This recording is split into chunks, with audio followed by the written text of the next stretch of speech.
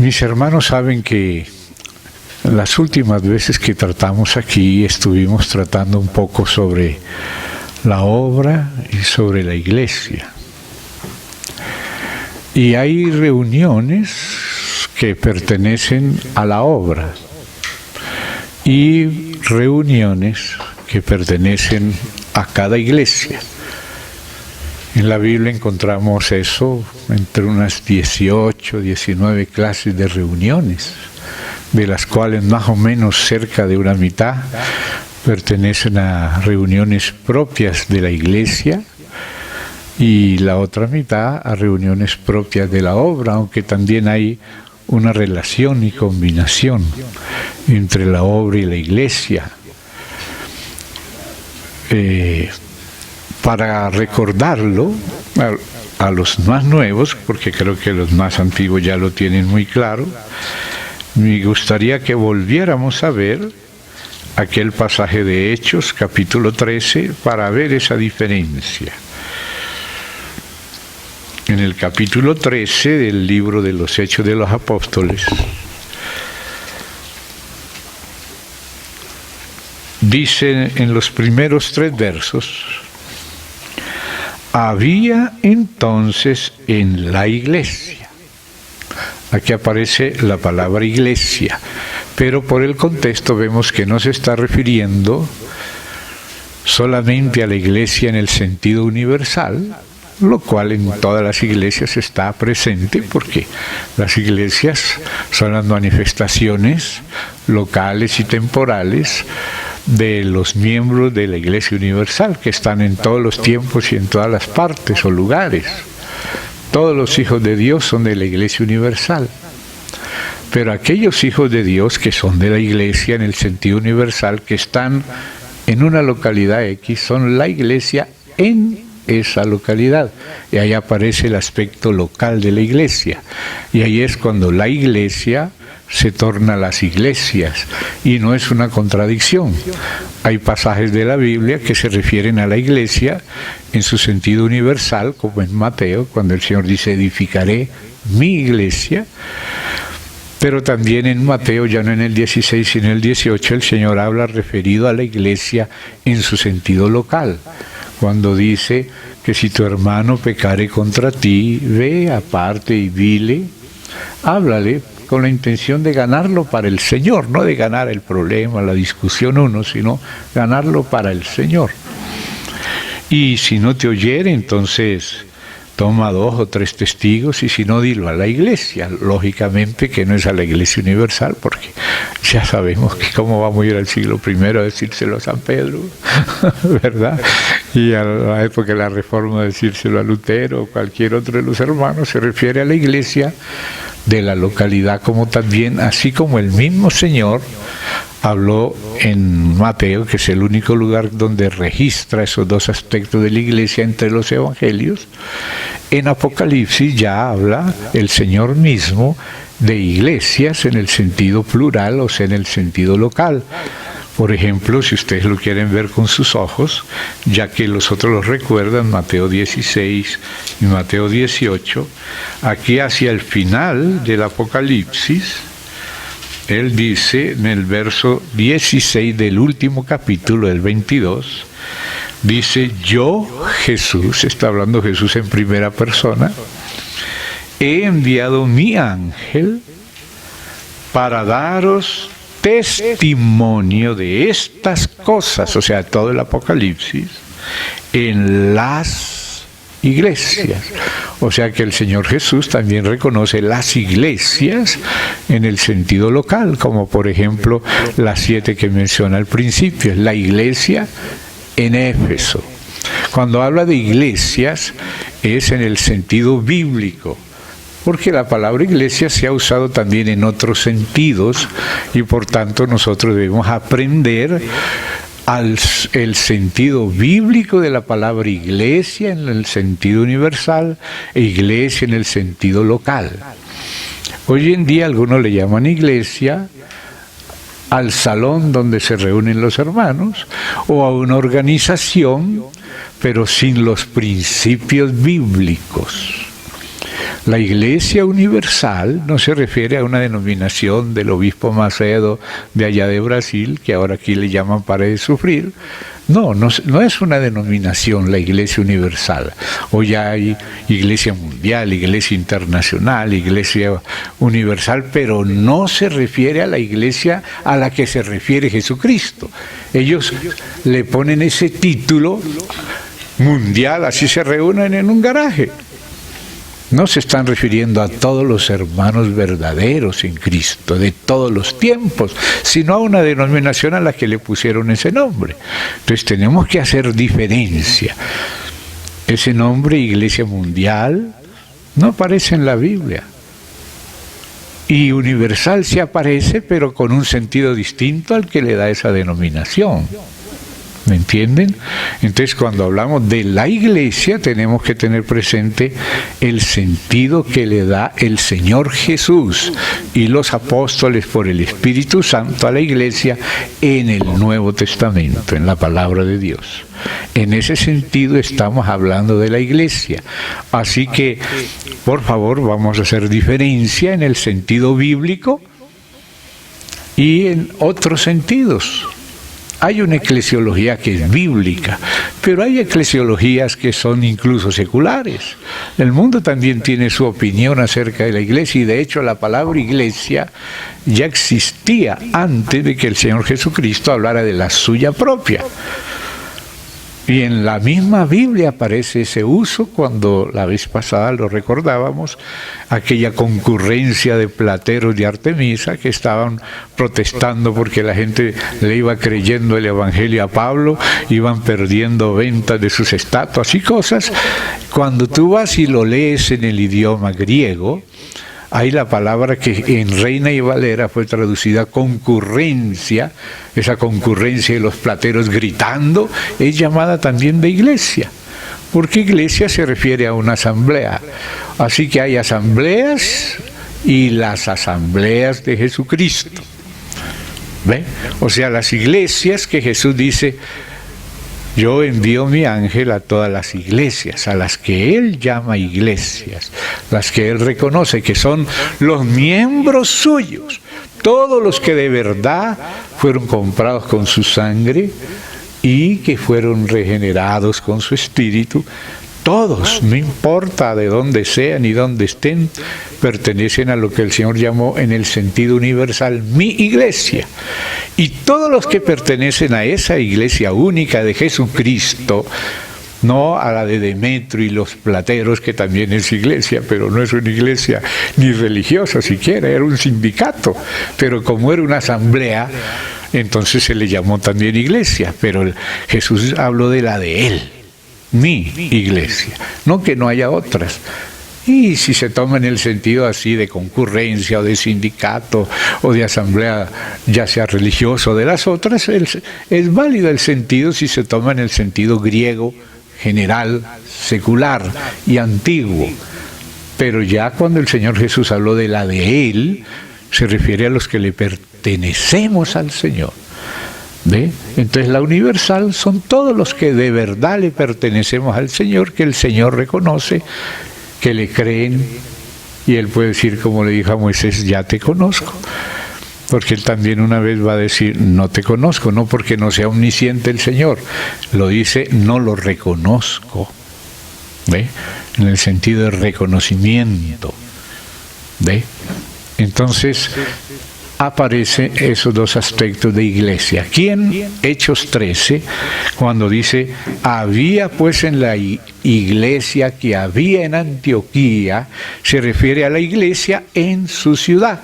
Entonces, la iglesia es la iglesia en Jerusalén, la iglesia en Antioquía, la iglesia en Éfeso, la iglesia en Esmirna, la iglesia en Pérgamo. Fíjese que los nombres con que se asocian las iglesias no son nombres de iglesia, sino nombres de la ciudad. La iglesia de Jesucristo es la iglesia en cada lugar, o sea, una localidad. Cuando aparece la iglesia en las casas, tienes que interpretar esos versículos junto con los demás, Por ejemplo, aparece la iglesia en la casa de ninfas. No quiere decir que sea distinta una iglesia de ciudad y una iglesia de casa. No. Es que la iglesia de la ciudad, que se llamaba la iglesia en la Odisea, una sola iglesia, por eso dice la iglesia en la Odisea, un candelero, se reunían en la casa de ninfas. Entonces, al decirse la iglesia en la casa de ninfas, es la misma iglesia en la Odisea. Una iglesia en casa no es una iglesia distinta a la iglesia de la localidad. La iglesia de la localidad se puede reunir en una casa o en muchas casas. Si son poquitos, pueden reunirse en casa de ninfas, o en la casa, si están en Éfeso, pues se reúnen en la casa de Aquila y Priscila, o en Corinto, o en Roma, porque también allá ellos se mudaban y ponían su casa al servicio de la iglesia, y la iglesia en la casa de Aquila y Priscila era la iglesia de Roma, que se reunía en esa casa. Solamente ahí se le dio una sola vez el nombre de iglesia en Roma, aunque ellos usaban muchas casas. Cuando en Jerusalén se refiere a la iglesia en el sentido local, no dice plural, aunque se reunían en muchas casas. Era la iglesia que estaba en Jerusalén que se reunía en muchas casas. Pero cada casa no era una iglesia distinta, sino la iglesia que estaba en Jerusalén. Como eran muchos, se reunían en muchas casas y también en el templo, pero la iglesia en la ciudad de Jerusalén era una sola. Ya en el caso cuando hay otra polis, o sea, como decir, otra municipalidad, como en el caso de Cencrea, que era cerca de Corinto y estaba prácticamente pegada con Corinto, pero Corinto era la ciudad y Cencrea era el puerto. Era un puerto que tenía una autoridad propia, una polis. Entonces ahí se habla la iglesia en Corinto y la iglesia en Cencrea. En Romanos, por ejemplo, en el caso de Febe, la iglesia en Cencrea. Entonces las iglesias son también locales. O sea, los miembros de la iglesia universal que están en una determinada ciudad o localidad o municipio, a veces es una aldea, algunas son grandes, otras pequeñas, esas son las que aquí el Señor utiliza para ellas el plural. Y cuando se refiere a una región, usa la palabra plural. Cuando dice las iglesias de Acaya, las iglesias de Judea, las iglesias de Sicilia, todas esas eran, todas esas eran regiones donde había varias iglesias, porque había varios aldeas o pueblos o poblaciones o municipios, como quiera llamarlo. Ya en el sentido colombiano de la palabra distrito, que es distinto ese sentido, por ejemplo, en otras partes le llaman distritos como a un grupito que se está formando y todavía no alcanza a ser un municipio y le llaman entonces corregimiento, en otros lugares le llaman distrito, en Paraguay, no es lo mismo que distrito en Colombia. Entonces, en Colombia la palabra distrito se refiere cuando dos o más ciudades o localidades o municipios se juntan, forman un distrito. Entonces, como nosotros estamos en Colombia, la palabra distrito va más allá de localidad o de municipio. Aquí Bogotá llegó a ser, antes de la Constitución del 91, antes, a partir de una determinada fecha, llegó a ser un distrito especial, un caso distinto al de cualquier municipio. ¿Por qué? Porque esos municipios que había separados, individuales, como por ejemplo Usaquén, como Suba, como Engativá, como Usme y así, esos llegaron a juntarse y llegó a ser un distrito especial.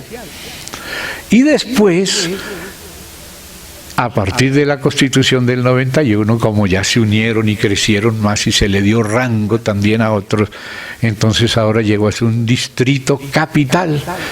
¿Por qué? Porque se crearon otros distritos en Colombia, porque el fenómeno de juntarse municipios sucede, por ejemplo, en Bucaramanga no está solamente Bucaramanga, sino que ahí pegadito está Piedecuesta, y está también Lebrija, y está también, ¿cómo es que ya?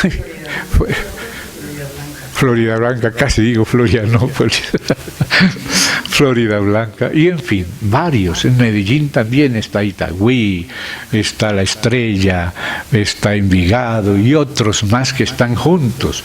Entonces hay varios distritos, como también, por ejemplo, allá en Barranquilla, y está Soledad, aunque Soledad todavía no pertenece al distrito de Barranquilla, pero se van juntando. Entonces, por eso, como hay varios distritos que juntan varios municipios o localidades, entonces se le llama aquí en Colombia distritos. Y como Bogotá es el caso mayor y central, y aquí está el gobierno, entonces, se le dice el distrito capital. Amén. Entonces, no hay una iglesia de Bogotá, porque no hay en la Biblia iglesias distritales, pero sí hay locales. Entonces, cada localidad es la jurisdicción de una iglesia, que está formada por todos los que son de Cristo en esa iglesia, no los que reconocen y tienen una visión clara de iglesia, porque lo que nos hace miembros de la iglesia es Cristo y no la visión de la localidad, que es una cuestión de ir avanzando e ir comprendiendo la iglesia. Pero los que nacieron de nuevo, comprados por la sangre de Cristo, regenerados por el Espíritu Santo, son miembros de la iglesia, así sean niños y así no entiendan la iglesia, por ser de Cristo son de la iglesia. Entonces, los de la iglesia que lo entienden, acogen a los demás. Los demás puede ser que al principio va a pensar que tú eres de otra iglesia porque están acostumbrados a pensar denominacionalmente, pero tú lo ves bíblicamente. Entonces, tú incluyes a los que el Señor incluye, hasta que los hermanos vayan creciendo, entiendan el ejemplo que se les da y el testimonio que por la palabra, la práctica y la enseñanza se les da. Entonces ellos también van entendiendo lo que es la iglesia en el sentido universal y lo que es la iglesia en el sentido local, los dos sentidos bíblicos. Y también van aprendiendo a moverse según lo bíblico y no según lo eclesiástico, porque también existe, además de la eclesiología bíblica, unas eclesiologías eclesiásticas. Una es la eclesiología católica, otra la ortodoxa, otra la protestante y otra los confesionalistas. Pero nosotros, cuando vamos viendo la eclesiología bíblica, se nos llama a salir de Babilonia. No que no haya hijos de Dios en Babilonia. Cuando la palabra del Señor dice, salid de Babilonia, pueblo mío, es porque el Señor reconoce tener pueblo en Babilonia. Entonces nosotros no vamos a decir que no hay hijos de Dios entre los católicos, entre los denominacionales, etcétera. No, sí los hay. Solo que el Señor les pide salir del sistema no bíblico, del sistema misterioso. Hay una Babilonia antigua, histórica, y un misterio Babilonia, en el sentido ya del Nuevo Testamento, de confusión religiosa, de mezcolanza de lo santo con lo profano, de espíritus inmundos, como dice que Babilonia se tornó cueva de espíritus inmundos.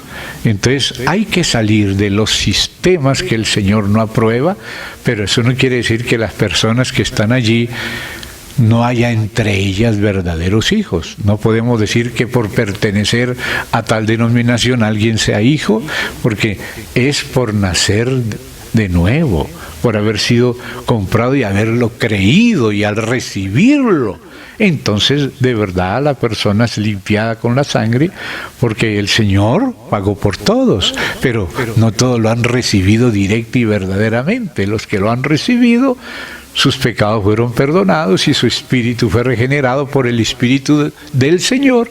Entonces los que tienen el Espíritu de Cristo, esos son de Cristo, y esos son el cuerpo de Cristo, y esos son la iglesia en el sentido universal, y también son los miembros de la iglesia en su ciudad o en su localidad. Hablando la ciudad en el sentido de polis, que significa la mínima unidad política. De ahí viene la palabra polis, y por eso también hay algún asunto político ahí.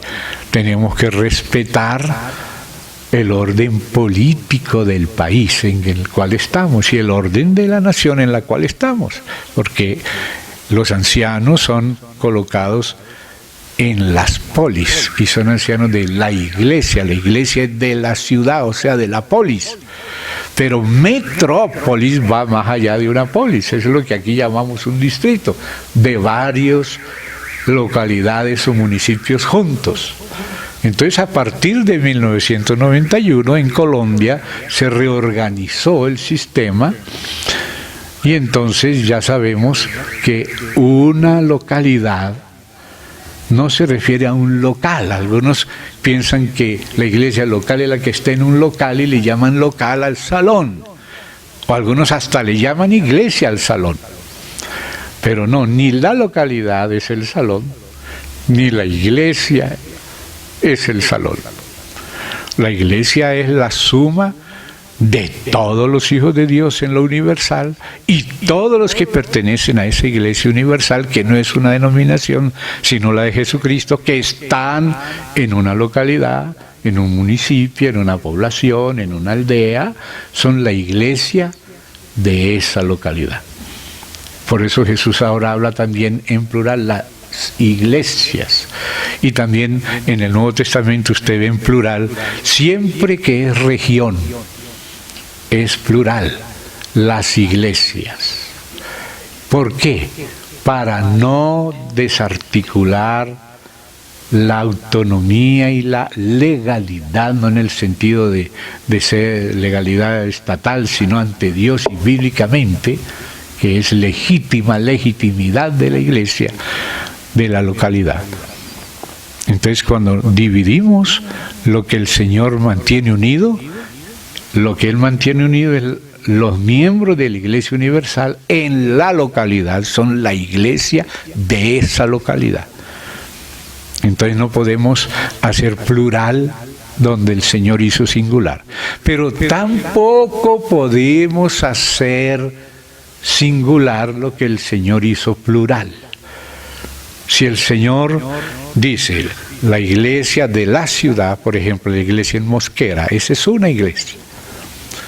La iglesia en Fontibón es una iglesia. La iglesia en, digamos, en Facatativá es otra iglesia. La iglesia en Madrid, el Madrid de aquí, de Cundinamarca, porque el caso de Madrid allá habría que ver cómo ellos lo tienen dividido, organizado. Porque el Señor también, y a eso otra cosa que voy a decir acá, porque también vamos a tener que hacer otro asunto acá también. Y por eso, aunque son 3 puntos distintos, tienen alguna relación. Entonces, eso es para ir repasando de a poquito las intríngulas y después se pueden ir solucionando. Por ahora eso estoy solo resumiendo. La iglesia. Y ahora dice, la iglesia que estaba en Antioquía. En esa iglesia había profetas y maestros. O sea, no hay iglesias de un maestro o de un profeta. En la Biblia no hay iglesia de Pedro, no hay iglesia de Cefas, no hay iglesia de Apolos, no hay iglesia de Pedro. La iglesia es de Dios, de Cristo. Y estos distintos obreros le sirven juntos a la iglesia, su ciudad, como aquí aparece el caso claramente. Ahí menciona 5 profetas y maestros que servían en equipo a la misma iglesia. Entonces, ser iglesia de Pablo está prohibido en la Biblia. Lea bien 1 Corintios. Ser iglesia de Cefas no es admitido. Ser iglesia del hermano Gino no es admitido, ni cualquier otro hermano, excepto nuestro hermano mayor, el Señor Jesucristo. Pero algunos decían ser de Cristo, pero pensaban que solo ellos eran de Cristo y son igual de reprendidos que los que decían ser de algún hombre. Los que decían ser de Pablo, de Apolo, de Cefas, fueron reprendidos porque dice, ¿quién es Pablo? ¿Acaso murió Pablo por ustedes o fueron bautizados en el nombre de Pablo? ¿Cómo van a ser iglesia de Pablo? Pero los que decían ser de Pablo, pero que eran de Cristo, eran también de la iglesia de Dios, del Señor Jesús que estaba en Corinto, incluso con los que decían ser de Cefas o de Apolos, y Pablo les tiene que corregir: no, ustedes son la iglesia de Dios, con todos los que en cualquier lugar invocan el nombre del Señor de ellos y Señor nuestro. Entonces no podemos tener una iglesia de un hermano, reunirnos alrededor de un hermano. Nos reunimos alrededor del Señor Jesucristo, con los que son de Cristo, y eso es lo que tiene que haber en nuestro corazón, y que mande Cristo por el Espíritu. Y por eso la iglesia no puede comer entero ni lo que dicen los apóstoles, tiene que probar como el Señor se lo aprobó a la iglesia en Éfeso: has probado a los que se dicen ser apóstoles y no lo son. O sea que eso le toca a la iglesia, probar si de verdad alguien es enviado por Dios. Tiene algunas características que están en la Biblia, que es por medio de las cuales, no algo subjetivo nuestro, algo bíblico, pero también en el Espíritu, aprobado por el Espíritu, que siempre obra bíblicamente y no va a contradecir la Biblia, sino al contrario, la va a respetar, la va a honrar. Claro que va a hacer diferencia entre la Biblia y su propia interpretación, porque pues a veces nosotros confundimos nuestra interpretación particular con la Biblia. Ahí también hay que tener mucho cuidado. No se nos vaya la mano en confundir la interpretación de cada uno con la Biblia. No, la Biblia solita, ella es la palabra de Dios. Ahora, si el Espíritu me ayuda y yo logro interpretarla bien, amén. Pero si me equivoco, soy falible yo, no Dios. Ahí fue yo el que erré. Si me doy cuenta, ojalá que me dé cuenta antes que otros se den cuenta y yo mismo corrija. Pero si no, mis hermanos me tienen que ayudar. Hermano Gino, parece que te saliste de la palabra. Ah, hermano, muéstramelo con la palabra. Y cuando me lo muestra con la palabra, yo tengo que realmente mirar a ver si es una interpretación del hermano o realmente es algo muy evidente en la Biblia. Porque cuando las cosas son del Espíritu se hacen evidentes y no se puede salir de ahí, con tal de que hagamos diferencia entre la palabra misma y nuestra interpretación. A veces estamos correctos, pero a veces estamos parcialmente correctos y tenemos algo que todavía hay una tuerquita que apretar, porque estamos avanzando hacia la unidad de la fe y del conocimiento del Hijo de Dios, y eso está en el futuro, hasta que todos lleguemos. O sea, antes que todos lleguemos, bueno, ahí vamos andando. Pablo dice, bueno, en aquello a que hemos llegado, muchos, pues bueno, vamos a seguir una misma regla, un mismo canon. Y si otra cosa sentís, esto también, o sea, lo que es lo correcto, lo que Dios viene de Dios, de Cristo, del Espíritu, y de entonces ahora primeramente por los apóstoles, esto también nos lo revelará Dios, porque no todos entendemos al mismo tiempo. Hay personas que están incluso presas en entendimientos anteriores que pueden ser verdaderos, pero solo en parte, y que no han sido complementados, y a veces cuando oímos por primera vez algo que es de Dios, pero que nunca lo habíamos oído, entonces a veces ponemos nuestro entendimiento parcial como la última palabra y rechazamos la palabra del Señor en la iglesia, en la Biblia, porque confundimos nuestra interpretación con la Biblia. Entonces eso también tenemos que tener cuidado.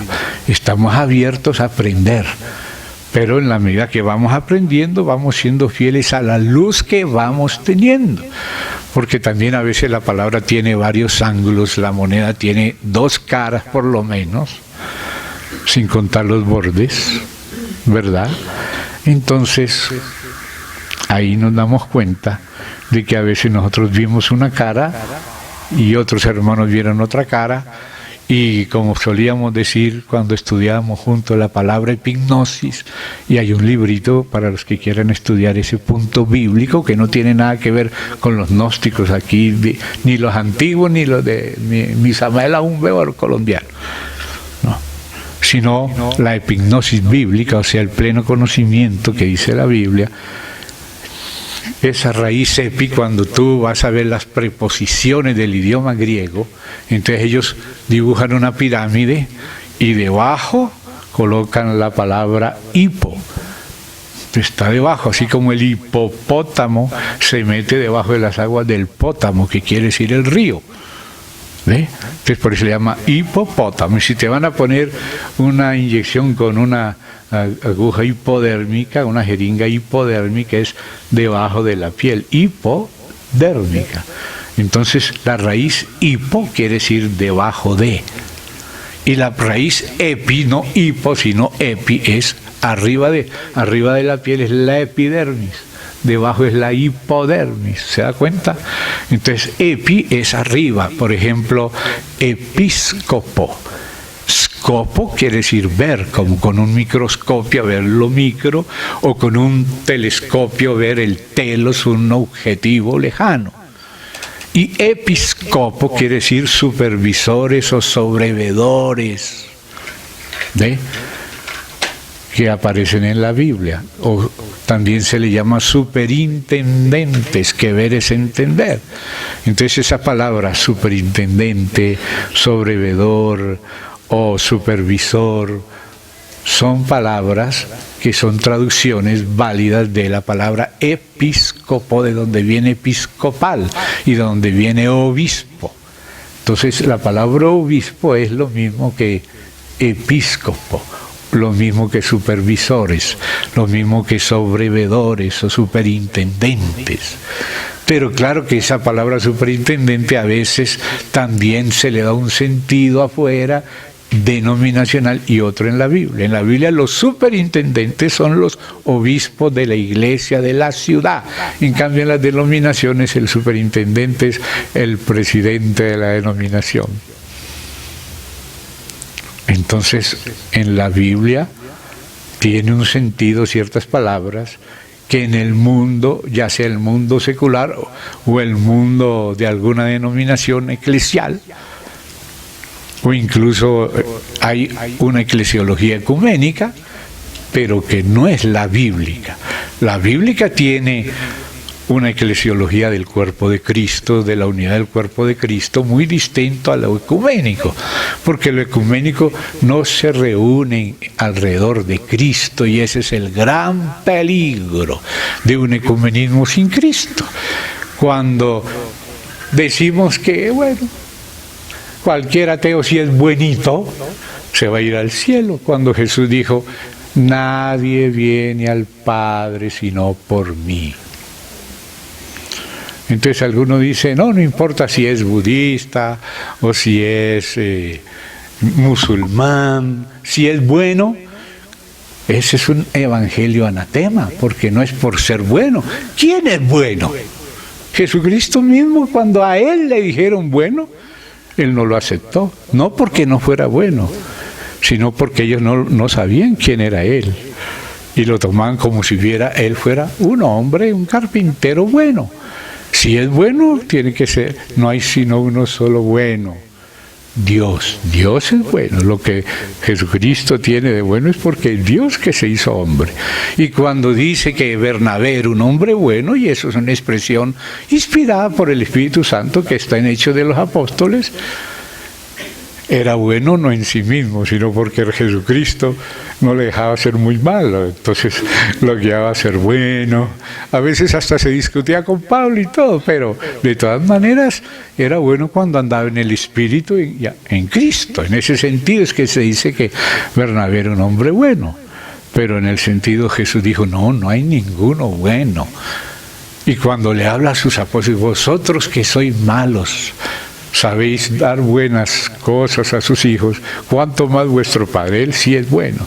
Y Él, como estaba encarnado en Cristo, claro, lo veían bueno, pero ellos no veían todo lo que tenían que ver, que Él era la deidad habitando corporalmente en el Hijo de Dios, que es un hombre íntegro con espíritu, alma y cuerpo, y también con la divinidad de su Padre y del Espíritu en su espíritu humano, aunque Él como persona también es divino, pero también humano.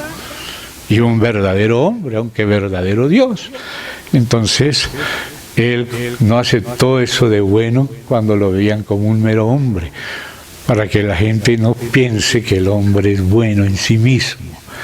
Dios hace a los hombres buenos y un aspecto del fruto del Espíritu es bondad, y otro muy parecido, no igual pero relacionado, benignidad, y es fruto del Espíritu, y ese es para nosotros, la Iglesia, ser bondadosos, ser benignos, pero lógicamente que eso no lo podemos sin Cristo, sin que sea una expresión del el Padre por el Hijo y del Padre y el Hijo por el Espíritu en la Iglesia.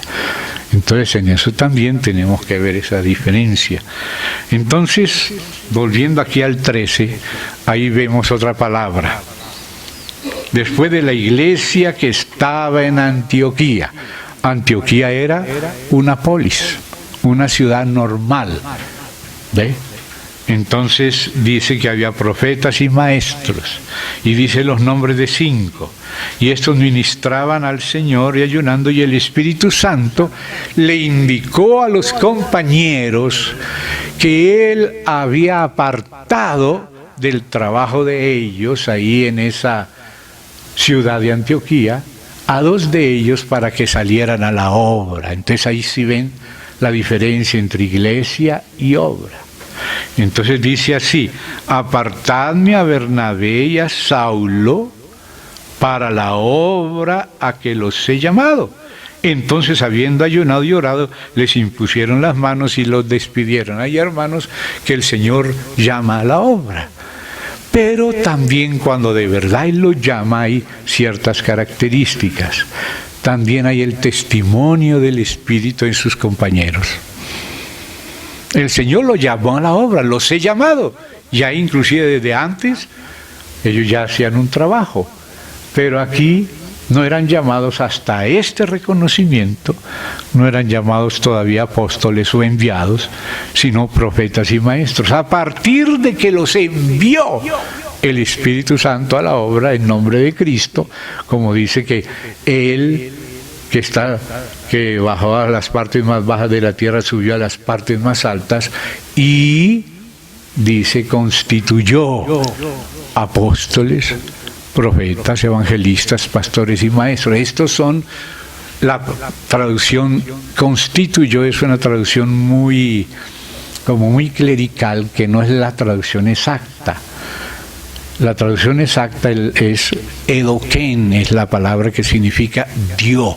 Dios le dio o le regaló. Por eso la vez pasada decía que estas personas son regalos que Dios le da a la iglesia para ayudarla. Y algunos son apóstoles, o sea que Dios los envía con el encargo de la economía divina para el Evangelio de Dios, ya no en su sola localidad, sino donde Él le va abriendo otras localidades. Pero lógico que se empieza en la iglesia de su propia localidad, y ahí puede llegar a ser un subdiácono, y después un diácono. Digo subdiácono, la palabra subdiácono no está en la Biblia, pero el hecho de los subdiáconos sí está. Y como las iglesias, cada iglesia tiene obispos, que son los mismos ancianos, y diáconos, entonces vamos a ver este asunto de los subdiáconos. Vamos ahí a Timoteo. Ahí hay 3 cartas pastorales que son Tito y Primera y Segunda Timoteo. Entonces en esas cartas hay mucho de estos asuntos de la obra. Amén. Entonces vamos allí, por favor, a la Primera Timoteo, donde habla de los diáconos. Comienza en el capítulo 3 de la Primera Timoteo, desde el verso 1 al 7, habla de los ancianos obispos. En Hechos, Pablo llama a los ancianos de la iglesia en Éfeso, lo llama a la ciudad de Mileto, donde estaba el barco, donde él estaba ahí en ese barco, porque se demoraba más o menos una semana en el barco ahí sacando sus cargas, sus pasajeros, y luego recogiendo otras cargas y otros pasajeros. Y entonces él aprovechó esa semana que el barco estaba allí en Mileto para mandar a llamar a Mileto, que era un puerto, a los ancianos de la iglesia en Éfeso. Cuando ellos vinieron y Pablo está hablando con ellos, les llama a esos ancianos, les llama obispos. El Espíritu Santo os ha puesto por obispos. O sea que está intercambiando el nombre ancianos con el nombre obispos. Ancianos no en el sentido físico, sino en el sentido de ser de los más antiguos y de los más maduros. Entonces los hermanos más antiguos y más maduros son de hecho los que el Espíritu Santo ha puesto por ancianos, solo que también el Señor hace que sean reconocidos. Y ese es uno de los puntos que yo quería mencionar, porque entre varios hermanos que estamos sirviendo juntos, ya nos damos cuenta de que tenemos que reconocer a algunos hermanos que ya están actuando como hermanos ancianos, solo que había una situación X en su localidad y estamos esperando que el Señor obrase y ya obró. Entonces ya no hay nada que vaya a causar una situación conflictiva y entonces queremos hacer público también el reconocimiento de nuestros hermanos que están aquí. Ahora, lógico que después pueden haber más también, el Señor va moviendo y va haciendo split, como lo dice aquí en Tesalonicenses. Mirad, dice aquí, si quieren ver eso conmigo, en la primera Tesalonicenses, en el capítulo, ahí es en el...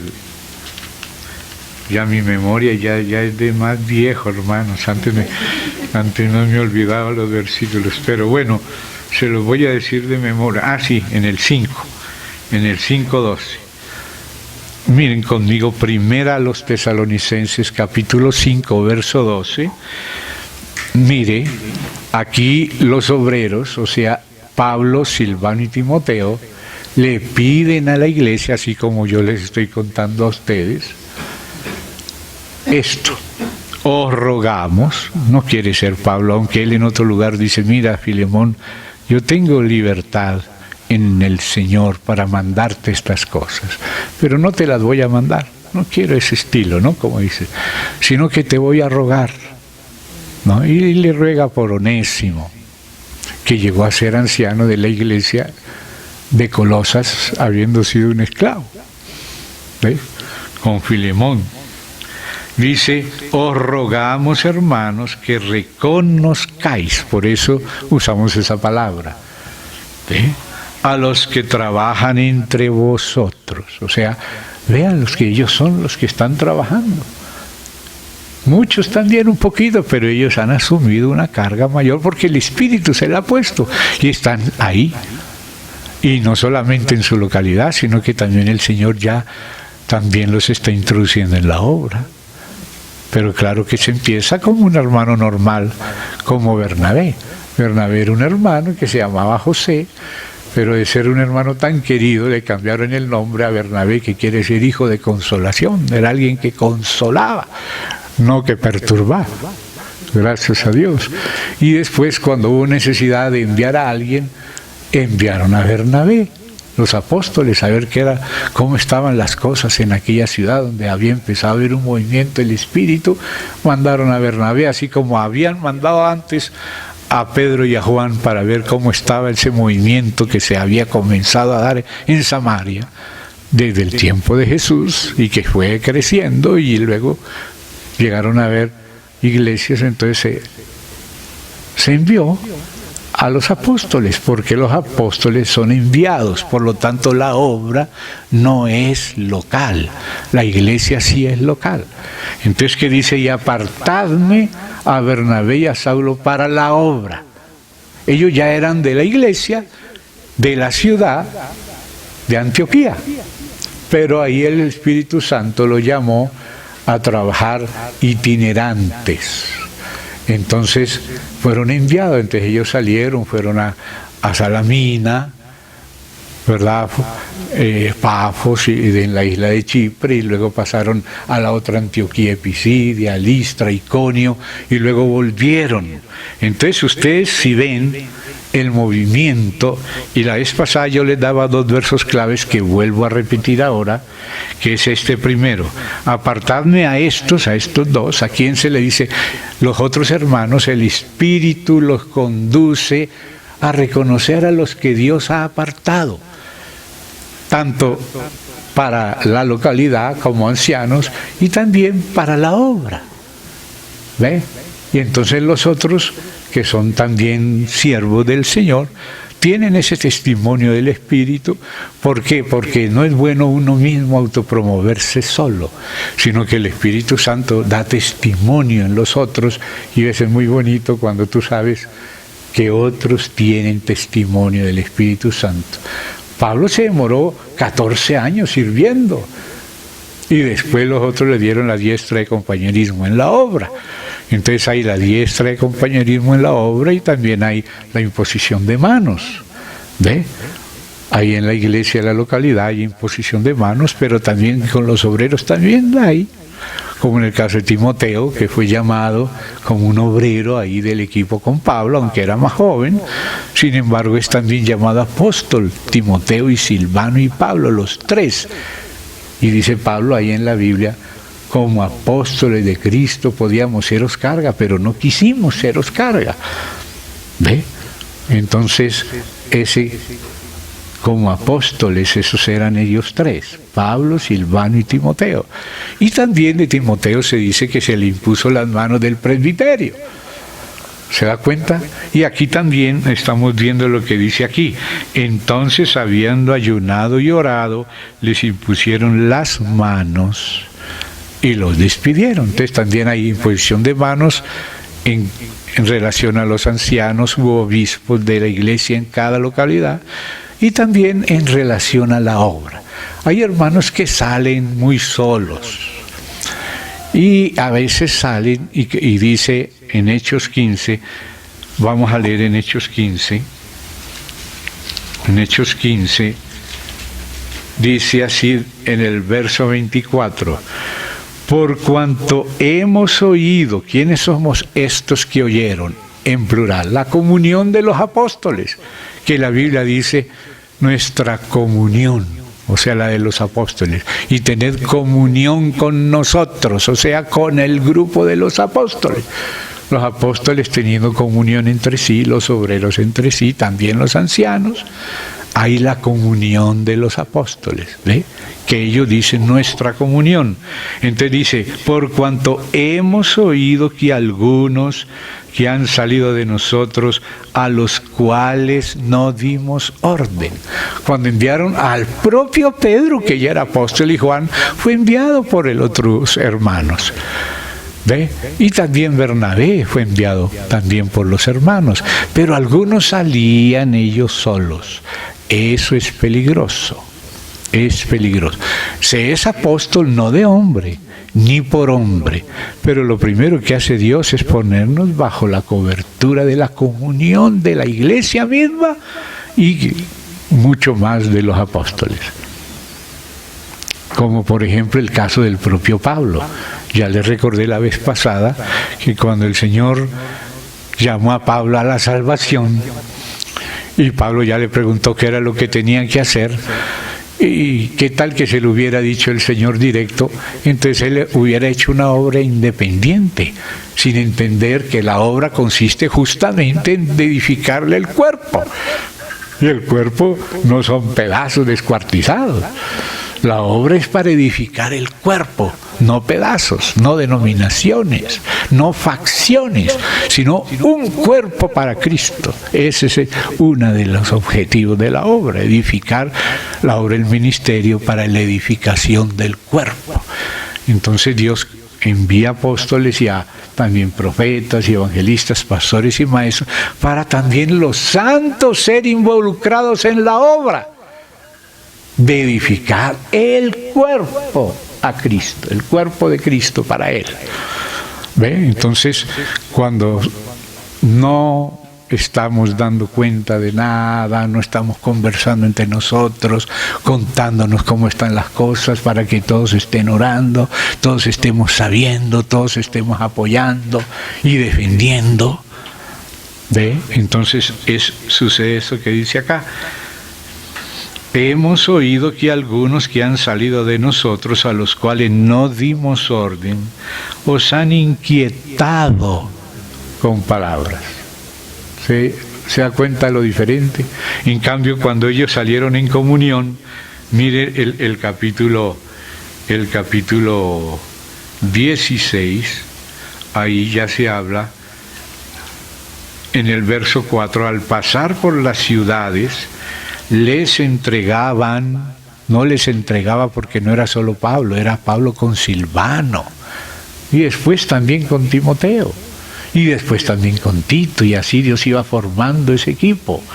Les entregaban los dogmas. Aquí esta palabra ordenanzas es la palabra dogmata, de donde viene la palabra, son las verdades de Dios y las instrucciones de Dios que habían recibido en concilio, allá en sínodo, en Jerusalén. Pero habían algunos que habían salido y causaban inquietudes porque decían cosas solamente de ellos y no era el mismo evangelio ni la comunión que ellos tenían en acuerdo por el Espíritu. Cuando escribieron la carta, que fue la que llevaron ellos, dice, ha parecido bien al Espíritu Santo primero, y a nosotros habiendo llegado a un acuerdo. O sea que el Espíritu Santo conduce poco a poco a la unidad de la fe y del conocimiento del Hijo de Dios, y en la medida que la iglesia va madurando y va produciendo ese acuerdo, porque se oyen mutuamente y se respetan y se complementan, entonces ahora pueden hablar en equipo, como cuando Juan hablaba. Mire cómo comenzaba Juan sus cartas. Mire, hermanos, cómo comenzaba Juan sus cartas. Vamos a Primera de Juan. Dice, lo que era desde el principio, lo que hemos oído. Aunque ahí estaba hablando Juan, lo hablaba en nombre de la comunión de ellos, de los apóstoles. Como cuando Pedro se levantó. Él era el vocero, pero no era solo el único que decía eso. Los 11 se levantaron con él, como quien dice, para que los demás se den cuenta que lo están apoyando, porque no es el evangelio de Pedro solo. Él habla lo que recibió de Jesucristo, como también decía Pablo, que él había recibido de Jesucristo, pero el Señor no lo dejó tranquilo hasta que no tuviera la diestra de comunión de los otros hermanos que también eran apóstoles, más antiguos que él. Entonces era bueno que ellos le oyeran, y si tenían algo que decirle, por ejemplo, no le añadieron nada, porque Pablo tenía una revelación tremenda, pero una cosa sí le dijeron, acuérdate de los pobres. Y entonces él lo procuró hacer de ahí en adelante. Y tenemos el ejemplo de eso, ya tipificado en el tabernáculo, que estaba tipificando los hechos de los apóstoles, y luego la edificación de la iglesia sobre el fundamento de los apóstoles. Entonces ya ellos estaban en comunión. Entonces por eso dice Juan, lo que hemos oído, lo que hemos visto con nuestros ojos, lo que hemos contemplado y palpado nuestras manos. Note que habla en la comunión del cuerpo.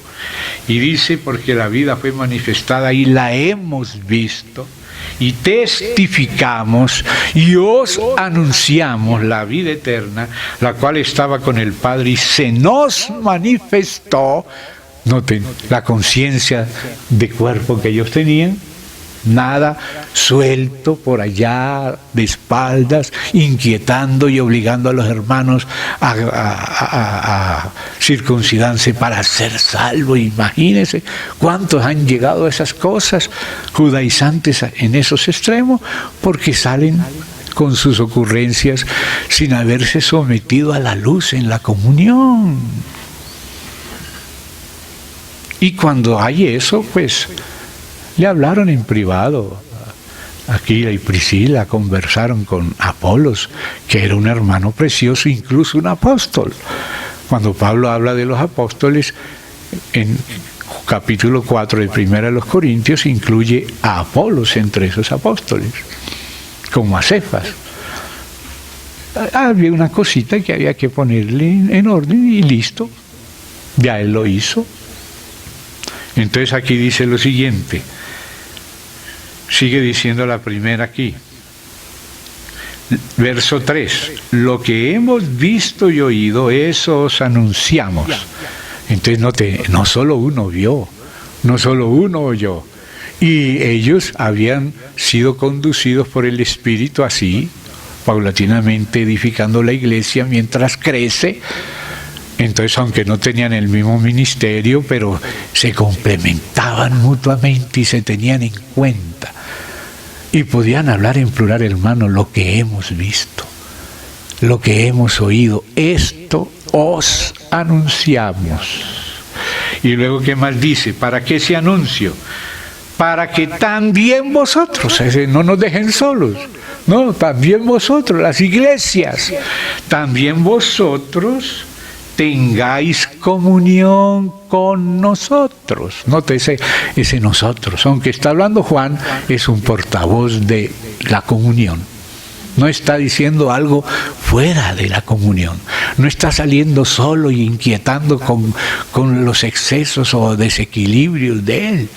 No, los que salían sin tener esa comunión y salían sin tener esa sujeción en la comunión que dice, no les dimos orden. O sea que ellos se tomaron una atribución que no les correspondía por sí solos. Aunque el Señor es el que envía apóstoles, y en el capítulo 1 de Gálatas dice apóstol, no de hombre, ni por hombre, porque nadie puede ser apóstol si el Señor mismo no lo envía. Pero si el Señor lo envía, lo prepara desde antes y lo pone en la comunión de la iglesia. ¿Qué haré, Señor? Ve a la calle derecha. Allí se te dirá qué hacer. El Señor le hubiera podido decir, pero si se lo decía el Señor, ¿será que Pablo iba a reconocer la cobertura de la iglesia? Allí se te dirá. Y se le dijo, ¿qué haces aquí? ¿Por qué te detienes? ¿Por qué te demoras? Levántate, bautízate y lava tus pecados en el nombre del Señor Jesucristo. Entonces fue la iglesia a la que el Señor le encomendó a la iglesia evangelizar. Claro que también los ángeles pueden aparecer y decirnos cosas, pero los ángeles también aprenden de la iglesia. Eso lo dice el propio Pablo ahí en Efesios, que la multiforme gracia y sabiduría de Dios, en Pedro dice la multiforme gracia, en Pablo en Efesios dice la multiforme sabiduría de Dios, sea ahora, no en el cielo, ahora dada a conocer por medio de la iglesia a los principados y a las potestades en los lugares celestiales. O sea que ellos están mirando un espectáculo. Para Dios, la iglesia es un espectáculo. Claro que Dios no aprende, nosotros sí. Pero los ángeles también ven. ¿Ve? Ellos ven. Entonces, Dios permite que ellos estén atentos a la cuestión de la iglesia. Lo que el Señor habla por la iglesia. Ustedes no se fijaron que cuando el hermano Gabriel le habla a la hermana Maísa o a otras hermanas, le habla con versículos de la Biblia, porque Jesús dice tal cosa y cita palabras de los apóstoles. ¿Por qué? Porque la cabeza de la iglesia es el Señor Jesucristo, que dejó su Santo Espíritu para guiarla a toda verdad. Entonces, por eso los ángeles, ellos están desde el lado de ellos viendo cómo el Señor se va formando en la iglesia, y también aman a la iglesia y por amor al Señor les sirven a la iglesia y la cuidan, y para ellos la iglesia es importante porque hay algo que Dios le otorgó a la iglesia y algo que le otorgó a ellos y algo que le otorgó a los del pasado y algo mejor que le otorgó a los del fin. para que los otros no sean perfeccionados aparte de los últimos. O sea que mire que el cuerpo es una interdependencia creada por el Señor, y tenemos que tener ese corazón abierto y humillar nuestros corazones para oír al Señor a través de cualquiera de los hermanos, hasta del más pequeño niño, que a nosotros a veces: ¿y usted quién es? ¿Usted cuánto hace que se convirtió? Y el Señor dice: el que reciba a un niño en mi nombre, que yo envío, a mí me recibe. O sea, si el Señor puede encomendarnos algo a través de un niño, qué humildad tenemos que tener, hermano, para no creernos que ya, como decía Pablo a los Corintios. Los corintios ya, como decían, bueno, Pablo ya está pasado de moda, entonces él decía: ya estáis saciados, sin nosotros reináis. Ojalá reinase, lo que queremos es que todos reinen, pero si de verdad reinan, reinarían juntamente con nosotros, y no por detrás ni contra nosotros. Reinaríamos todos juntos, porque el que reina, reina junto con los demás reyes, porque es un reino de muchos reyes y sacerdotes, pero un rey de reyes, que es el Señor Jesucristo, pero que Él entrega coronas según cómo se hayan unido a Cristo en su vida y Cristo se haya formado en ella, así será su corona. La madurez en Cristo y la obra de Cristo a través de ellos, guardando ellos la obra de Cristo. Al que venciere y guardare mis obras, porque el que obra es Él, y Él hace las obras a través del cuerpo, y todo el cuerpo tenemos que servir en el ministerio de la edificación del cuerpo. Pero entonces hay unos que el Señor quizá eran más duros, y empieza a tratar con ellos como para que se ablanden, como una señora que hace un sancocho, pone lo más duro primero y lo más blando después. Yo pienso que Dios agarró a los más duros, no duros en el buen sentido, sino en el peor de los sentidos. Y empezó a darnos martillo, porque es a martillo que se le abre el candelero, a puro martillo, ¿verdad? Y eso por allá, no en la iglesia. En la iglesia no se tiene que oír martillo ni serrucho, pero en la cantera sí. Si no estamos listos para estar juntos así en silencio, en comunión, sin serruchazos ni martillazos aquí, entonces nos toca irnos otra vez para la pedrera. Perdónenme si me parece a mí que las denominaciones son la pedrera, pero a veces no podemos estar en la comunión del cuerpo, nos toca volvernos por allá a recibir martucho y serrullo allá en la pedrera, para que cuando estemos juntos en la edificación del cuerpo no se oiga ni ruido ni martillazo, sino que encaje una piedra bien con la otra.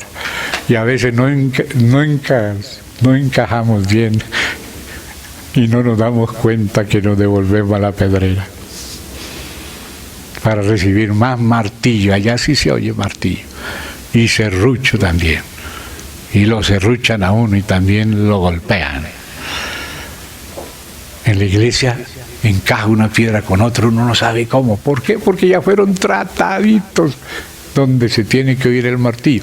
Cuando ustedes leen en Primera de Reyes 6, cuando se habla de la edificación de la casa, se dice que ya venían las piedras listas para encajar una con la otra en la casa. Y así es. A veces nos toca recibir martillo y serrucho por allá, para ya después de aprendidos poder venir y encajar suavemente unos con otros, aprender la sabiduría, la cual es el temor de Dios. Tener temor de ser distintos a Cristo, que se nos vaya la mano, que se nos quede corto, que se nos vaya, porque ahí nos toca también a nosotros recibir del Señor la corrección. Pero ya en la iglesia el Señor quiere que haya ese ensamble de esas piedras grandes y chiquitas, se ensamblan bien, como en el templo. Ahora que estuvimos allí en Jerusalén, ahí los hermanos, las hermanas pudieron entrar y ver esas piedrotas y las otras encajando una con la otra, y eso que era apenas las murallas. ¿Ve? Ya en el templo propio, que aún las piedras estaban cubiertas de madera, la cruz, y la madera cubierta de oro, la resurrección. y las piedras no se veían, se veía el oro. Ahora, ante la edificación, sí, somos vasos de barro, tenemos el oro por dentro y el barro por fuera, pero al final va a salir el oro para afuera. Así como cuando en aquella procesión de los utensilios del templo, la que iba delante era el arca, y el arca tenía el azul, el manto azul, el celestial, el divino, por fuera. Lo demás lo tenían también por dentro, el rojo y todo lo tenían por dentro, pero el que iba adelante lo tenía por fuera. Y así Jesucristo, que es el que va adelante, que es nuestro precursor, Él ya tiene la gloria por fuera. Nosotros la tenemos todavía por dentro, pero cuando Él se manifieste, también nosotros seremos manifestados con Él y esa gloria también estará afuera. Y estaremos escondidos como estaban desnudos y a la vez vestidos Adán y Eva en el Edén. Y ellos no se daban cuenta que estaban desnudos porque estaban revestidos de gloria, en inocencia. Pero cuando pecaron ya se sintieron culpados, que cuando nosotros pecamos nos queremos esconder, que nadie se dé cuenta de lo que hicimos. Y eso hicieron Adán y Eva, se escondieron, se hicieron sus disfraces ahí, su monokini Adán y su bikini Eva, de hojas. Pero Dios los veía igual de desnudos. ¿De qué fueron desnudados? Fueron destituidos de la gloria. Y ya la gloria no los cubría, ni la inocencia.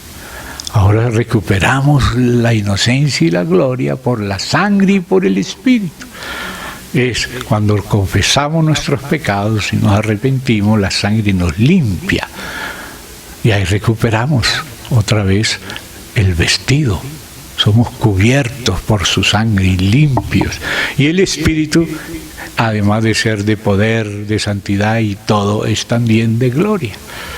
Y especialmente en el momento del martirio es que más aparece la gloria, el Espíritu de gloria, como cuando iban a apedrear a Esteban y lo empezaron a apedrear y su cara la veían como un ángel, porque la gloria del Señor lo cubrió.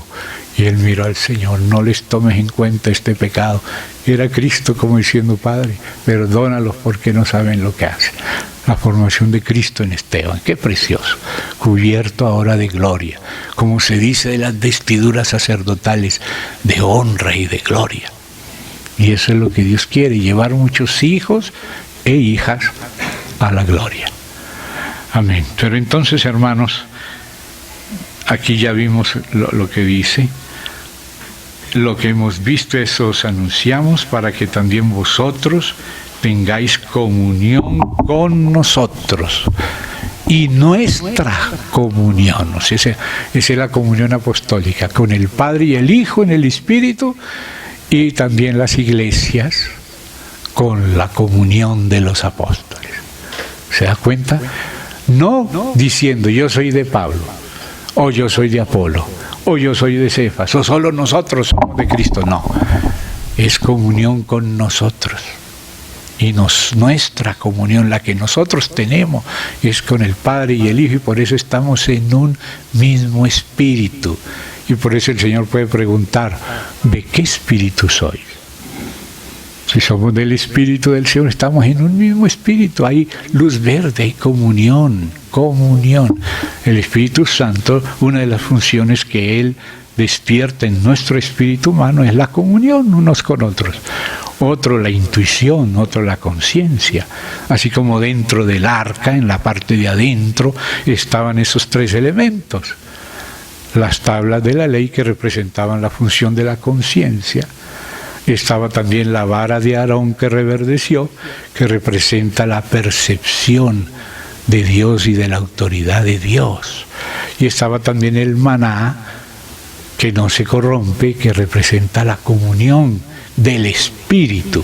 Nuestra comunión es primero con el Padre y su Hijo, en el Espíritu Santo, la comunión del Espíritu Santo, y también la comunión de los apóstoles, y también la comunión del cuerpo, nuestra comunión. Entonces, hermanos, Guardemos estos en el Espíritu. Amén. Entonces ahí hubo un mover del Espíritu Santo para los compañeros que estaban allá con Bernabé y con Saulo, allá en Antioquía, y fueron separados o apartados. Apartadme. ¿Cómo empieza Romanos, que trata el Evangelio de Dios? Apartado para el Evangelio de Dios, acerca de su Hijo, que él había prometido, y así. ¿De dónde viene esa conciencia de Pablo de haber sido apartado? Porque el Espíritu les habló a los hermanos compañeros, otros profetas y maestros como ellos, que estaban juntos sirviendo en la misma iglesia. Porque a veces nosotros queremos tener nuestro reino particular. Y eso quiere decir que necesitamos más martillo y más serrucho. Hasta poder encajar sin ruido. ¿Ve? Poder encajar suavemente, como es el Señor. Entonces ahí dice, para que tengáis comunión con nosotros, y nuestra comunión verdaderamente, ya no es de mentiritas, es con el Padre y con su Hijo Jesucristo. Estas cosas os escribimos para que vuestro gozo sea cumplido. Es decir, esto de estar en comunión es para que el gozo se pueda cumplir en nosotros. Porque cuando estamos en división, en pelea, en rivalidad, creando confusiones entre los mismos hermanos, eso no es gozo. El gozo no se ha cumplido todavía. ¿Ve? Estamos todavía en parto. Pero cuando damos a luz, ya no nos acordamos más de los dolores de parto por el gozo de que ha nacido un hombre en el mundo, que representa la formación de Cristo en la iglesia. Ese es el gozo cumplido, la formación de Cristo. Mientras tanto habrá dolores de parto. Entonces ahí, cuando habla de la obra, ya nos damos cuenta al volver a Hechos, que en el capítulo 3 habla de la obra que los he llamado, y luego de la obra en el 14, verso 26. De allí navegaron a Antioquía, habían salido de Antioquía, y dice, y de allí, o sea, de Atalía, a donde habían llegado desde Perge, a donde habían llegado desde Panfilia, a donde habían llegado desde Pisidia, etc. O sea que la obra es itinerante. ¿Ve? Entonces, cuando tú estudias el capítulo 13 y el 14, y llegas a este versículo acá que dice así, de allí navegaron a Antioquía, desde donde habían sido encomendados. ¿Se da cuenta? Que no era algo solitario, algo por detrás, como guardando mis chichiguas para mí. Aquí dice, encomendados a la gracia de Dios para la obra que habían cumplido. Entonces la palabra clave en el 13, 1 y 3, a la obra que los he llamado. Y ahora, en el 14, la obra que habían cumplido. Y dice, y se quedaron allí mucho tiempo con los discípulos. O sea que en la iglesia de la localidad están los ancianos, pero de entre esos mismos ancianos, algunos Dios también los hace salir a otros lados para ir haciendo la obra. Pero primero la van haciendo en comunión con otros, y también otros van siendo incorporados en la obra por los más antiguos. Por ejemplo, dice Pablo, recibid a Timoteo, porque él hace la obra del Señor así como yo. Pero cuando Pablo llegó a esas regiones, vio el buen testimonio de Timoteo, entonces él lo tomó consigo para que fueran, y esa fue la manera como Dios lo incorporó en la obra, y salieron juntos, y después ya se podía quedar Timoteo por allá, y Tito en Creta y todo, pero ellos estaban en comunión. Mírese, por ejemplo, vea conmigo en Hechos de los Apóstoles, vamos a regresar un poquito aquí, vamos a regresar en Hechos de los Apóstoles, Vamos a ir al capítulo 16 y vamos al verso 6 al 10. 16, 6 al 10. Y atravesando Frigia, porque se da cuenta que la obra es itinerante, la obra es yendo para acá, para allá, son enviados. Enviado. Una cosa es ir porque uno quiere y otra cosa es que Dios le arma las cosas a uno y te llaman y también Él te envía, tú lo sientes y ves la mano de Dios metida en los asuntos y te das cuenta que no fuiste tú el que se te ocurrió solo a ti, sino que el Señor fue mostrando su mano en todo. Entonces aquí dice así, estamos en el 16:6, atravesando Frigia y la provincia de Galacia, les fue prohibido por el Espíritu Santo hablar la palabra en Asia. A veces nosotros pensamos que siempre tenemos que hablar,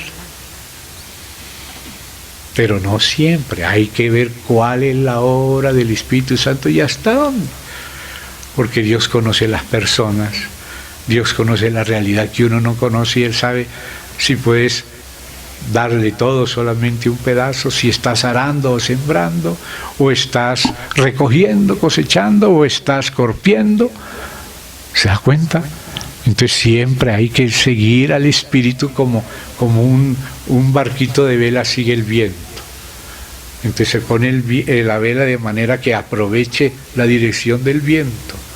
Y ahí viene la inspiración, esa palabra teopneustia, quiere decir inspiración divina, o el soplo, esa palabra teus quiere decir de Dios, y neustos quiere decir soplo. Teumnestia es el soplo del Espíritu.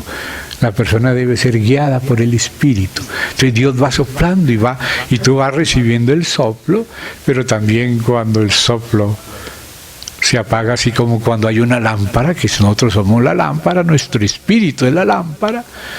Esas lámparas como las de querosén, por ejemplo, o de aceite, como se le llamaba, porque es figura del espíritu, cuando la luz se está contrayendo es porque la lámpara se está contrayendo. Y a veces cuando tú sientes que ya es suficiente, la lámpara se contrae.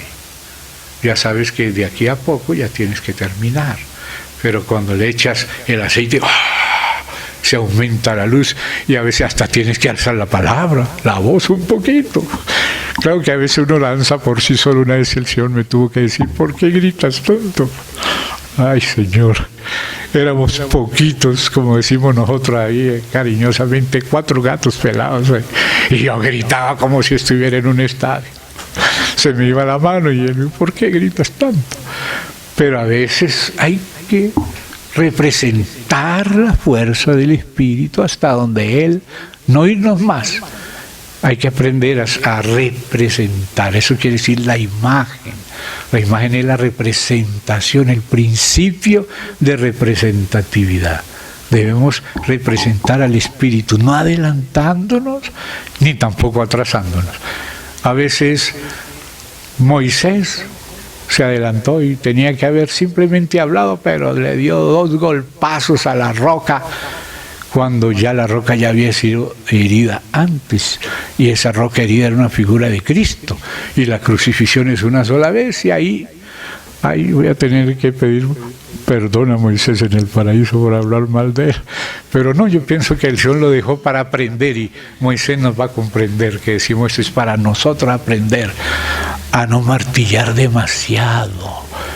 Cuando dice habla nomás, pero a veces martillamos más duro y a veces no martillamos, como le pasó a Saúl. El Señor dijo que tenía que aplicar la espada, y maldito el que detuviere de la sangre su espada. Y vino aquel hombre que era reo de muerte, que había matado a un montón de viejitas y niños en Israel, que debía morir con la pena de muerte.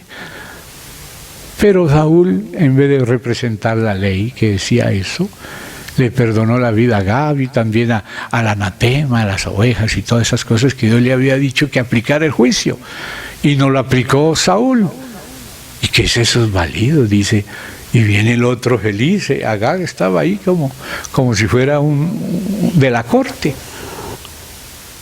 Un hombre que estaba condenado por la palabra de Dios a pena de muerte. Y lo perdonó Saúl, no aplicó la espada. ¿Ve? Ahí se quedó corto. A veces uno se le va la mano como Moisés, o a veces no dice las cosas como tiene que decirlas. Y ahí fue lo que pasó. Le tocó a Samuel a aplicar la espada. Y cuando Josué estaba aplicando también la espada, y los israelitas más jóvenes tenían miedo, venga acá y póngale el pie en el cuello a este gigante. Y les enseñó a ponerles el pie en el cuello a los gigantes. O sea que a veces el Señor manda aplicar la espada hasta la sangre. Y a veces no golpees la roca. Ya había sido golpeado una vez. ¿Cómo va? Pero él se enojó. Eso es lo que nos pasa a nosotros. Nos enojamos también. Y después, ay Señor, se me fue la mano. No debía haber mantenido la palabra y hasta la firmeza, pero hasta cierto punto. Pero uno se le va la mano, se deja airar, aunque hay una ira que no es pecado. Dice, airaos, pero no pequéis. O sea, es una indignación santa, pero no siempre es santa. Ahí es donde está el problema nuestro. Ahí es donde nos enojamos como Moisés y se le fue la mano y golpeó 2 veces la roca. Por la gracia de Dios que respaldó a Moisés a pesar que se le fue la mano y salió agua. ¿Qué tal que Dios no hubiera hecho salir agua esta vez? Dios igual cubrió a Moisés, porque no era Moisés el que daba el agua, era Dios. Dios le había dicho que hablara, pero Moisés habló, pero también golpeadito. Ay, Señor, cómo necesitamos que Dios nos trate para que no nos quedemos cortos ni se nos vaya la mano, ¿verdad, hermano? Estamos aquí para ser pulidos así en eso, porque el Señor corrigió a Moisés y también a Saúl, al que se le fue la mano y al que se quedó corto en decir las cosas como eran. Entonces a veces uno se le va la mano y a veces, porque aquí no es cuestión de desequilibrios, es cuestión el equilibrio es Cristo. Por eso cuando a vosotros reciben, a Él lo reciben. Cuando a vosotros rechazan, a Él lo rechazan. Entonces sí hay que hablar. Y cuando pecan contra nosotros tenemos que hablar. Pero no golpeado. No de una manera ofensiva. Dios nos ayude, ¿verdad? Entonces dice ahora otras cosas más, ya relacionadas aquí con la obra. Esto que estamos viendo ya nos muestra que debe haber también, como les dije en la obra, el reconocimiento de ancianos. Los santos son todos los de la ciudad, y entre esos, como estamos leyendo allá, reconozcáis a los que trabajan entre vosotros y os presiden. ¿Ve? Y ahí sigue diciendo más cosas que yo paré en el medio y voy a terminar ese pedacito ahí para que no nos falte. Está el capítulo 4 de la primera de los Tesalonicenses. ¿Ve?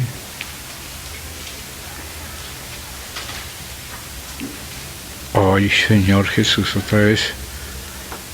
Es la capítulo 5. Todavía sigo con el 4.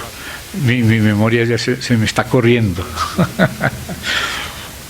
Os rogamos, el 5:12. Os rogamos, hermanos, que reconozcáis a los que trabajan entre vosotros y os presiden en el Señor y os amonestan, y que los tengáis en mucha estima y amor por causa de su obra. Tened paz entre vosotros. Entonces note que aquí la iglesia es enseñada por los obreros, en este caso Pablo, Silvano y Timoteo, para que reconozca a aquellos que trabajan entre ellos, los tengan en estima. ¿Ve? Porque si no, los van a herir y los van a desanimar. Se da cuenta, y eso no os es provechoso, dice. Pero aquí ustedes se dan cuenta que en el caso de Tesalónica se le pide a la iglesia ir ella misma reconociendo, pero después había aquel reconocimiento público con imposición de manos de los apóstoles, como en el caso de los diáconos también. Y estamos hablando de los subdiáconos que dice ahí a Pablo a Timoteo, de que sean sometidos a prueba primero. Y si son fieles, entonces ya ejercen propiamente el diaconado. O sea que mientras están siendo sometidos a prueba, eso es una especie de subdiaconado, porque ya están ejerciendo, pero como una prueba. Cuando aprueban esa prueba ya son diáconos, como fueron diáconos, como la iglesia reconoció a Esteban, a Felipe, a Prócoro, a Nicanor, a Timón y a Nicolás. La iglesia los reconoció. Había un requisito, tenían que ser personas del espíritu, de sabiduría, personas que supieran hacer lo que se había hecho mal, que era ser en la administración de las cosas, ser, como se dice, inclinados naturalmente, por corazón natural, el nepotismo. Las viudas de los hebreos eran tratadas bien y las de los griegos había un prejuicio natural entre unos y otros, como puede haber entre las razas o entre las cosas en el hombre natural, pero en Cristo eso ya se acabó, no se puede hacer nada por nepotismo. Pero a veces nosotros, bueno, aquí como nosotros somos parientes, ¿no? Entonces aquí, a tu derecha, ahí como llegó los apóstoles mismos. Mira, Señor, pero no se lo vamos a decir nosotros, que sea nuestra mamá. Se le tocó a la mamá, mira, Jesús, allá en tu reino, si necesito un secretario aquí de Hacienda, o aquí a la derecha o a la izquierda, que sean estos mis hijos. Jesús dijo, no es así en el reino. Pero nosotros así, nosotros cosas nos guiamos por lo natural y queremos hacer política por nuestros parientes, nuestros hijos, y en el reino eso no funciona así. Ni siquiera Jesucristo dijo, es mío darlo, no, para aquellos para quienes está preparado por mi Padre. Entonces, cuando ellos le dijeron, Señor, él les preguntó, ¿no?, si estaban dispuestos a ser bautizados con el bautismo con que él iba a ser bautizado. O sea, ese es el requisito para poderse sentar por ahí cerquita. ¿Ve? Entonces, claro, ellos no sabían muy bien todavía que era ese bautismo de sangre. Sí, podemos. Claro, pues pensaban que era también como el del agua. Me meten al agua, me enojan. No, no es eso. Jesucristo tenía la realidad de lo que el agua simbolizaba. Él fue crucificado hasta la muerte, pero resucitó. Entonces eso es también como es el requisito, a ver dónde nos sentamos. Por eso la vez pasada estábamos hablando de una frase del Señor Jesús, donde no quiere que nosotros nos sentemos por nosotros mismos, para que no nos tengan que sacar otra vez de ahí, sino que nos sentemos en el último lugar y esperamos que sea el Señor. Ven acá, ven, sube acá, siéntate. Aquí está tu lugar, no por allá. Pero venimos directo, dale lugar a este. ¿Ve? Entonces por eso es mejor no estar buscando nada, sino que sean otros los que transmitan el sentir de Dios. Claro que Él te llamó a ti, pero le dijo a los otros, apártenme estos que yo los he llamado. David fue llamado a reinar sobre todo Israel, pero al principio se quedó 7 años solo en Hebrón. ¿Y por qué se quedó 7 años en Hebrón? Porque los otros no lo llamaban, no lo incluían. Entonces la autoridad no puede ejercerse si no es reconocida. ¿Ve? Entonces muchas veces queremos que alguien nos reconozca la autoridad, pero nosotros no reconocemos a los que nos tienen que reconocer a nosotros. Entonces las cosas se quedan y hay un vacío de autoridad y muchos no hacen lo que deben y se quedan cortos y otros hacen por atrevimiento y hacen mal, y en vez de edificar y tener paz, produce inquietud y división. Como dice ahí, que los que salieron solos inquietaron a los hermanos con desequilibrios, con herejías. Entonces se necesita seguir el gobierno del Espíritu en la comunión del Espíritu.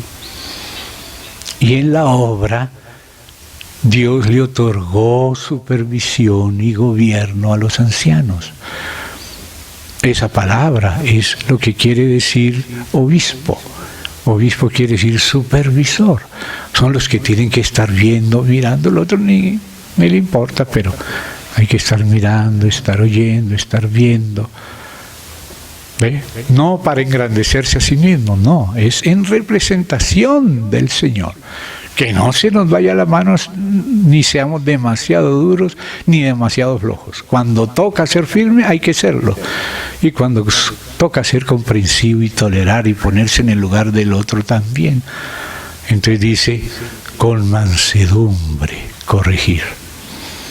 ¿Ve? El problema es que nosotros corregimos sin mansedumbre, a veces con pretensiones. A veces esas pretensiones ya son exageradas. Y entonces ahí Dios nos tiene que desinflar, como a Pablo, para que no se hinchara. Había una aguijón y empezaba a hincharse otra vez.